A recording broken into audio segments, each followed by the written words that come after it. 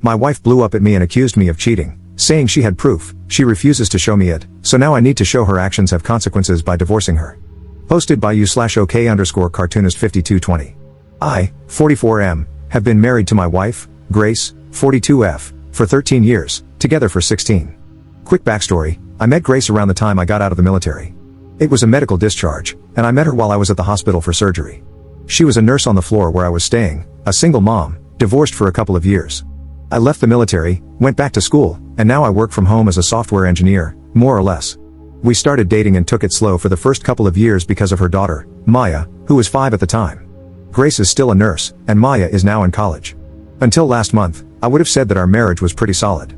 We've had arguments, and I admit I was kind of terrible at housekeeping when we first moved in together because I wasn't used to how much kids can tear things up around the house.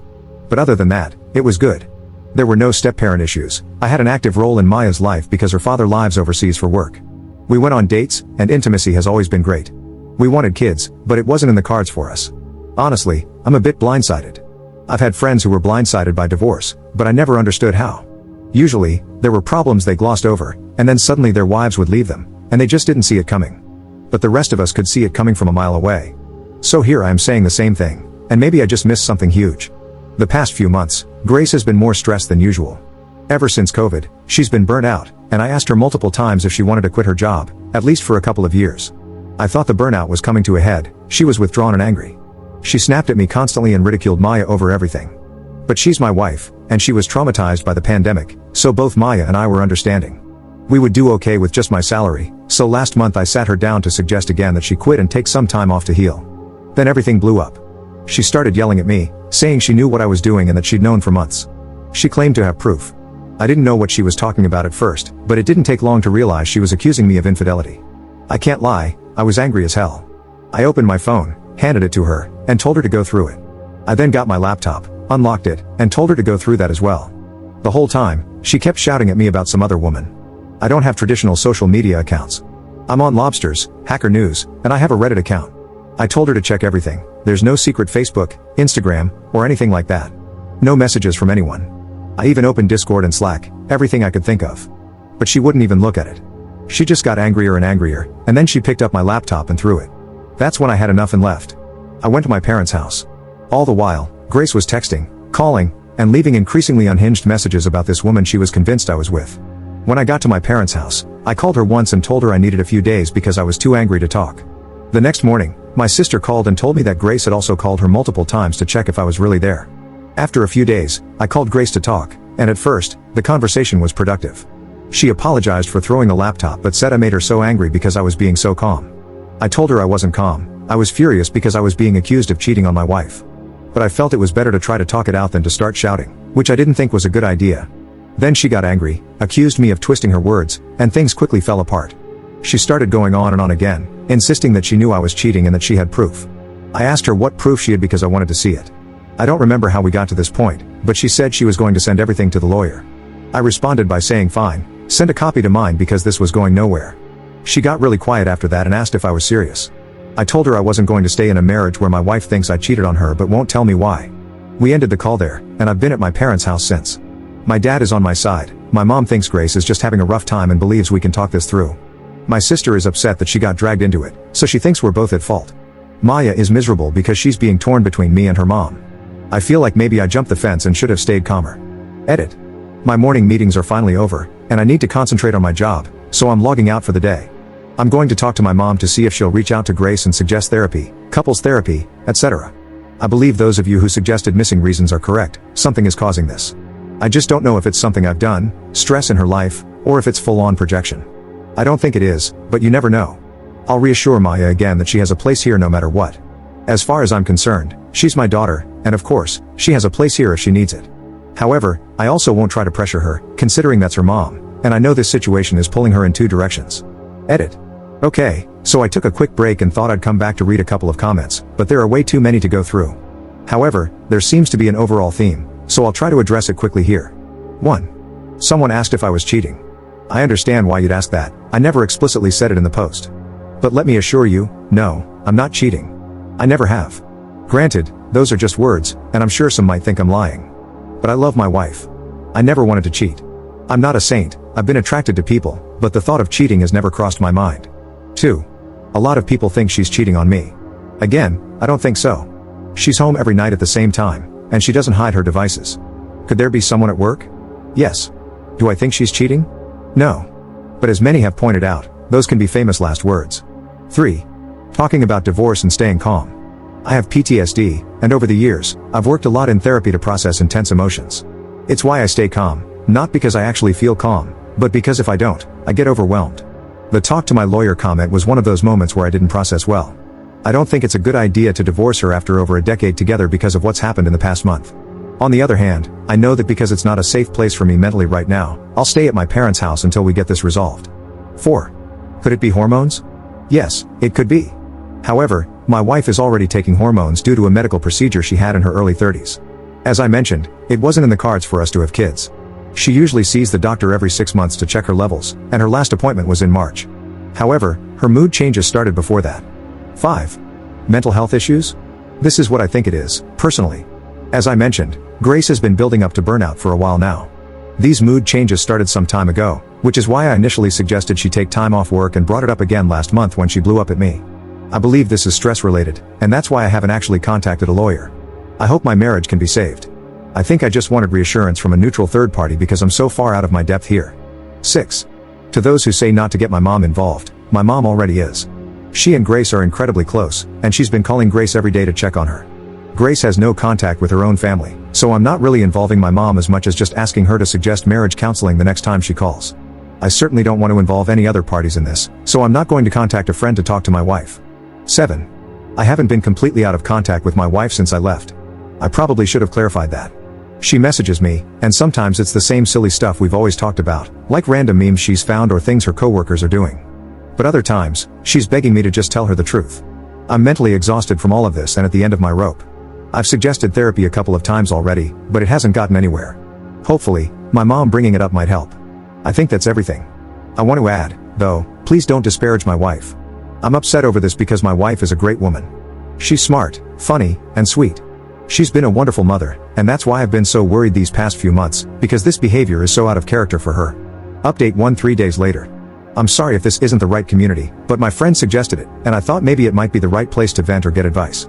I'm not sure what information is necessary or relevant, so I'm just going to write down everything I can think of. I've been married to my wife, Grace, for 13 years, and we've been together for 16. When we first got together, she told me she was low/no contact with her family. There was some obvious trauma related to it, and as someone with PTSD, I respected that she might not be ready to share the details. Plus, my family loved her, so I was happy to share mine with her. After dating for a while, right before I proposed, she told me more about her family. Grace comes from a deeply fundamentalist Christian family. I know the umbrella of authority concept was a big deal, along with marrying young and a lot of other really messed up stuff. She got married at 16 to the son of family friends, who was 19 at the time. In a way, she was kind of lucky because her ex-husband moved her across the state and away from her family, which allowed her to finish school and start college. From what I can gather, he wanted out of the cult as well. She had their daughter, Maya, when she was 21, and he was finishing up his last year of school.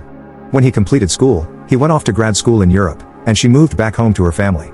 They got divorced soon after. After the divorce, her family tried to marry Grace off to a man who was over twice her age, which was her cue to finally get out. From what little she's told me, it wasn't an easy exit. There was a lot of violence involved, and she suggested there had been SA or attempted kidnapping by the older man. However, she eventually managed to escape. She took her daughter, moved in with a distant aunt, and cut off most of her family. A few years later, she met me, and the rest was history. Until this year. The past few months, my wife has been very snappish, with sudden bouts of anger and withdrawal. She's a nurse, and at first, I thought she was burnt out. She worked for days at a time with no break during the pandemic, and I figured the trauma of that and the constant stress of COVID was finally taking its toll. I suggested a few times that maybe she should take some time off. The last time I suggested it, she blew up at me and started accusing me of cheating.